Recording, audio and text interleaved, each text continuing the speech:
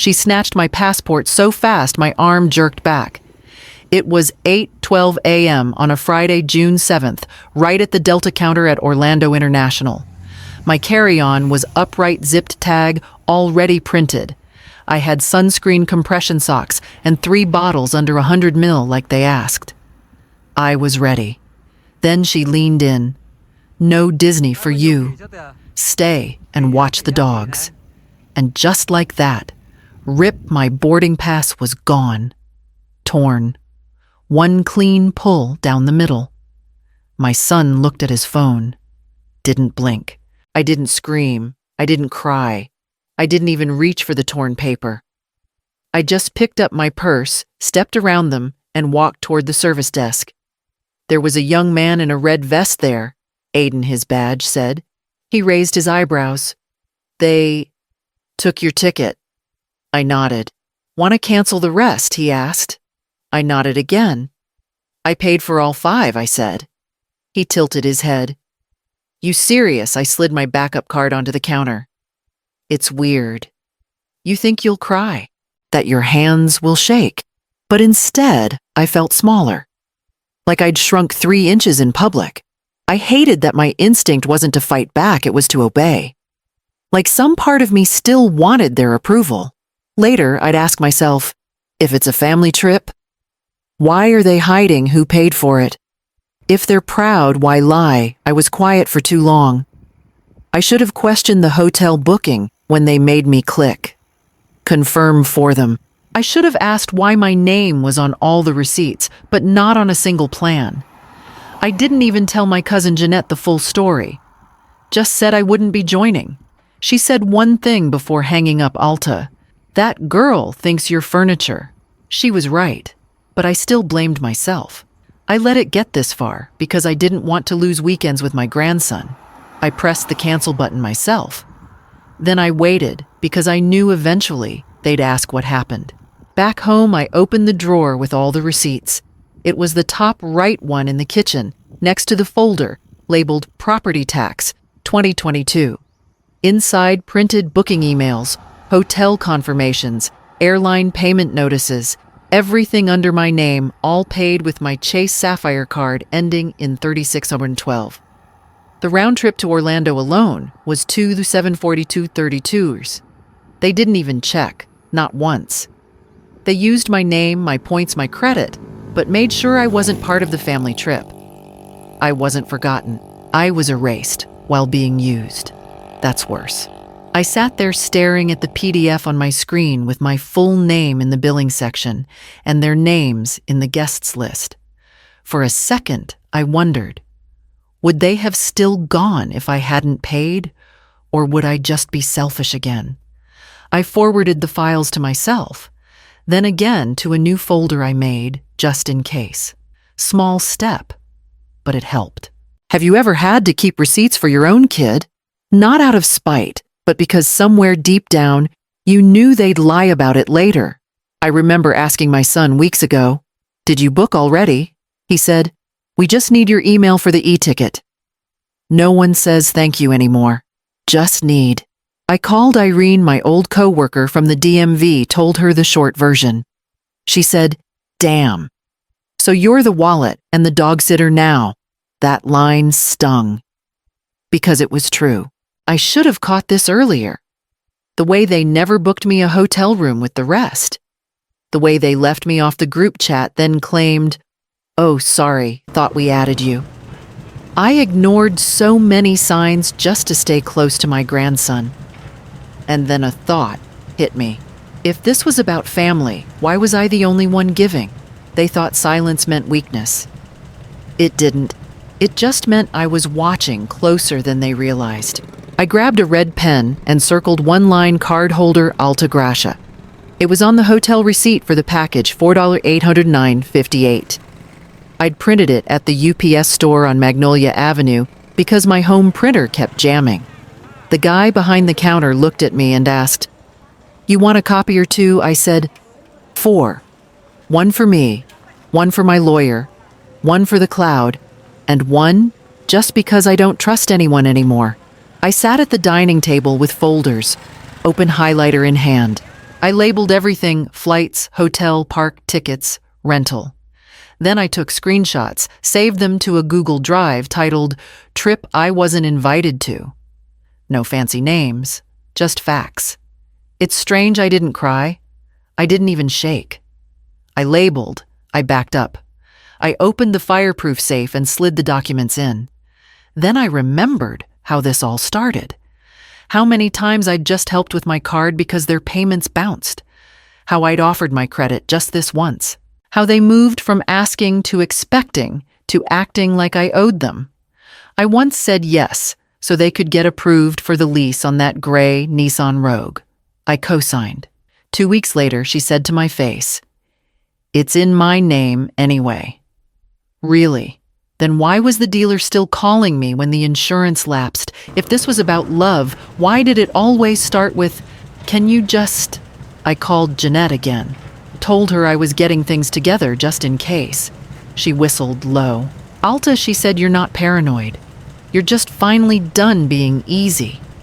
She's not wrong, but deep down, I hated that I had to prep for war against my own kid. I hated that I'd waited this long. I hated that I kept telling myself he doesn't know when deep down I knew he did. They called it help. I called it being drained slowly. I wasn't done. I was just warming up. The group chat went dead for 2 days. Not a word. No. "Hey, what happened at the airport?" "No, Mom. Are you okay?" Just silence. I didn't send anything either. I didn't explain. I waited. Observed. I cleaned out the fridge. I folded towels. I watched the dog bark at squirrels. Meanwhile, I pictured them at the gate, confused why the flight wouldn't check in. On the third morning, July 18th, 8:46 a.m., my son texted, "Everything okay with the flights?" No punctuation, just that. Like we didn't have a scene at the check-in line. Like his wife hadn't ripped my ticket in front of strangers. I replied, "All canceled. Cardholder's choice." 3 seconds later, panic emoji. Then silence again. That's when I realized they weren't confused. They were hoping I'd feel bad and fix it. That I'd rush in, apologize, say it was all a misunderstanding. But why should I explain a choice they made? You grab someone's passport, tear their ticket, and then act shocked that the flights are gone. If I wasn't really part of the family, then why was my card tied to their vacation? I called Roslyn, my cousin. She always cuts through the fog. "They're not calling because they're figuring out who to blame," she said. "And they know it's not you this time." She paused. "You always fix things, Alta. Maybe stop." She was right. And still, it stung. Not one call. Not even from my son. I thought about my grandson, the one who used to tug my hand at Target for fruit snacks. I wasn't just angry. I was scared. Scared he'd grow up thinking this silence was normal. Sometimes I think I trained them to treat me like this by staying quiet for too long. I had their attention now, but I wasn't finished. The message came in at 12:03 a.m. I was half asleep, scrolling weather updates, when the voice note popped up. My daughter-in-law had meant to send it to someone else, but somehow it landed on my phone. Maybe she clicked the wrong name. Maybe the universe was done watching me pretend not to hear. I tapped play. Her voice came through, laughing. She really thought she was coming. Imagine that old woman on a roller coaster. I swear she packed, like she thought this was her trip. Then another voice, someone else in the room, giggled too. I didn't cry. I didn't text her back. I pressed download, saved it to a folder. Then I forwarded it to myself, subject line audio, July 21st, 12:03 a.m. I played it twice. Once to feel it, once to file it. People always talk about protecting their peace. But I was past that. I was protecting the facts. That message didn't just mock me, it confirmed what I hadn't wanted to admit they never meant for me to come. She didn't say, maybe not this year. She said, old woman like I was a punchline. And that laugh, it wasn't new. It just finally had a recording. Next morning, I brought it up over coffee with Marlene, my old coworker. She runs an insurance office now. I played her 10 seconds. She didn't blink. Just said, "Keep that. Don't confront. Wait till it's useful." I nodded. But I also felt something turn in my gut.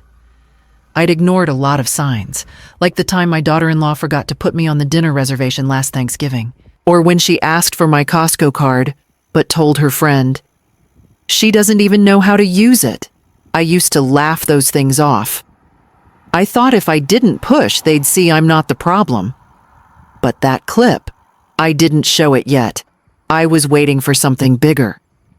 I walked into the bank on August 2nd at 10:14 a.m. folder, in hand red tab poking out. The teller at the first counter glanced up, gave a polite nod, and I said, "I'm here to make some changes to my account access." No small talk. I sat down with Evan, the account manager, someone I'd dealt with before, when I needed a wire transfer for the condo repairs. I laid the folder flat, opened it. Inside, printed email confirmations, the audio transcript card statements with my name, my charges, their charges. Evan scanned through the pages and asked, "Do you want to revoke the secondary card or freeze it? Remove it." Quietly, no alerts to the other user. He nodded. I set up spending alerts. Every transaction, every swipe emailed straight to me. I changed my emergency contact from my son to Marlene. When the receptionist asked why, I just said, "Family changes." She looked up, then looked down. No judgment, just silence. "Anything else I can do for you?" Evan asked. I pointed to a line on the screen. "I want every dollar spent logged in monthly reports, no exceptions." Later over lunch, Marlene poked at her chicken salad and said, "You sure you want to go this far? They already went further. I'm just catching up." I still had that tug in my chest, though. The part of me that remembered my grandson's drawing taped to my fridge. The little handprint art. Part of me wondered if setting this boundary meant I'd lose him too. That's what made me pause in the car after. Not guilt grief. But here's the thing. If it's really family, why did they treat my silence like a blank check? Why did access come before respect? The next time they reached for my money, they'd feel the wall. They came over Sunday afternoon, November 17th, through 40 p.m., in their white Subaru Outback, like it was just another family drop-in. I had banana bread on the counter, but I didn't offer any.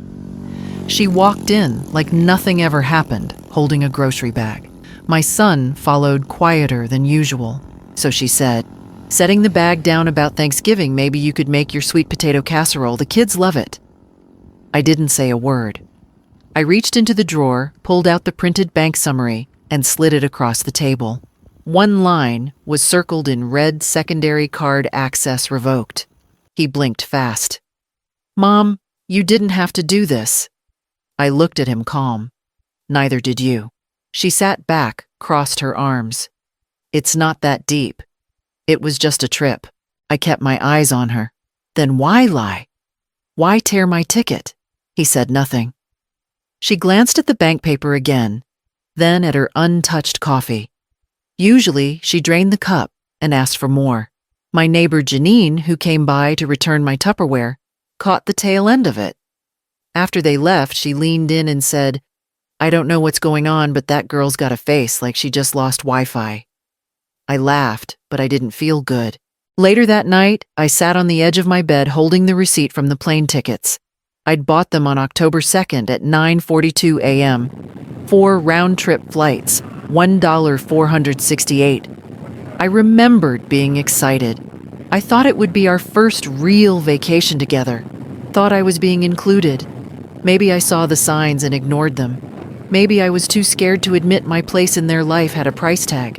But here's a question. If I was really family, why did I have to pay to stay included? She didn't touch her coffee. That's how I knew something shifted. I invited Ms. Kim from the HOA over for lunch on December 3rd, just after noon. Nothing formal. Soup on the stove bread from the bakery down the street. She's been around long enough to know how things work in this neighborhood, who pays, who pretends, who smiles while taking notes. I didn't tell my son or his wife she was coming. I just said stop by if you're nearby.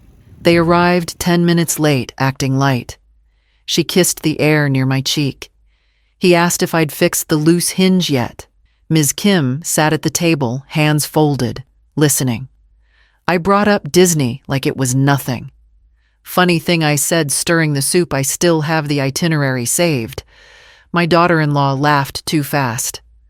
Well, she wasn't even supposed to come, she said, waving it off like it was obvious. Ms. Kim lifted an eyebrow. Just one. She didn't interrupt. She didn't need to. The room shifted. My son looked down at his phone. I set the ladle down. I didn't argue. I let the silence do its job. If this was about family, why did the truth only come out when they felt safe? Why did it slip when there was no one to bully? And if I was never meant to come, why did my card pay for every reservation? After they left, Ms. Kim stayed behind. She sipped her tea and said one thing: "You were right to pull out. That girl's poison. No lecture. No advice. Just that." I stood at the sink afterwards, staring at the bubbles. I felt embarrassed at myself. I'd ignored the signs because I was afraid of losing time with my grandson. I kept telling myself it was easier to be useful than to be respected. That choice sat heavy. I'm telling you this because people don't always lie loudly. Sometimes they just wait for privacy. Let them talk. Just don't be alone when they do. Now I had a witness, not just to the moment, but to the pattern. I changed the locks on December 9th. It was a Tuesday morning around 8:15. The guy from Henson Locksmith showed up in a gray Tacoma, said he could do it in under 30 minutes. I just nodded and made coffee. No speech, no confrontation. I didn't even leave a note. The moment the new deadbolt clicked in, I felt my shoulders drop. That door had seen them come and go like they owned the place. No more. At 3:47 p.m., my phone buzzed. My son's voice came sharp. "Why is my key not working?" I answered. "Plain new house rule. If you can't respect the owner, you don't get access to the home." He paused. Then came the sigh. Then the rehearsed concern. "Mom, this is family. We don't do this," I asked. "Then why did you bring your wife's dog to my house the same day you told me I was too old to come to Disney? Why does family only show up when you want something?" He didn't reply. Just hung up. 3 hours later, they came. Tried the old key. Nothing. I watched from the kitchen window as my daughter-in-law stood with her arms crossed, whispering something I couldn't hear. My son knocked once, then left. I didn't open the door. The next day at the grocery store, I ran into Nora, my old coworker from the public library. She asked, did they finally push too far? I just said, they pushed, I closed. Still, after she walked off, I lingered by the cereal aisle longer than I needed to. I felt it then, how long I'd let them in just because I was scared of losing my grandson. I kept excusing little things. They added up. That was on me. But boundaries don't announce themselves. They show up in actions. They left without a word. For once, I didn't feel small, and I hadn't even started the next step. I booked the ticket on January 12th at 10:38 p.m. after reheating leftover soup and watching the dishwasher hum. One-way direct to Santa Fe. No theme parks, no forced smiles. I used my own card, my own name, no extra users, no linked profiles. At the airport, I didn't rush. I showed up early, got through security, and sat at gate 27B with a black coffee and a paperback I hadn't touched in months. No family group chat buzzing, just quiet. Then my phone buzzed. Voicemail. I didn't even have to press play. His voice popped up on the preview. "Mom, we didn't mean to. Can we just..." I deleted it. Not out of anger. I just didn't need it. they had 10 years to mean something. Back then, I used to explain everything, justify every cent spent, every boundary drawn. This time, I didn't send an itinerary, no updates, just left. Sitting near me was a woman named Carla, mid-60s, cargo pants, white sneakers. She noticed my carry-on and said, "Solo trip." I nodded. Best kind, she grinned, unwrapping a granola bar. No need for a big conversation. Just that was enough. I did have a brief moment when I passed by the kids' souvenir shop and saw Mickey ears on sale. $29.99. I thought of my grandson, how he used to run to me at the door arms wide. That version of him is fading. Maybe I could have fought harder to stay close. Maybe I stayed quiet too long. But then I remembered, if staying means being stepped on, what kind of closeness is that? They always say, but we're family when you pull away. My question is, if that's true, why was I the only one asked to bend? The boarding gate opened. No one followed me. No stroller. No group. Just one name on the screen. Mine. And that was enough to keep walking.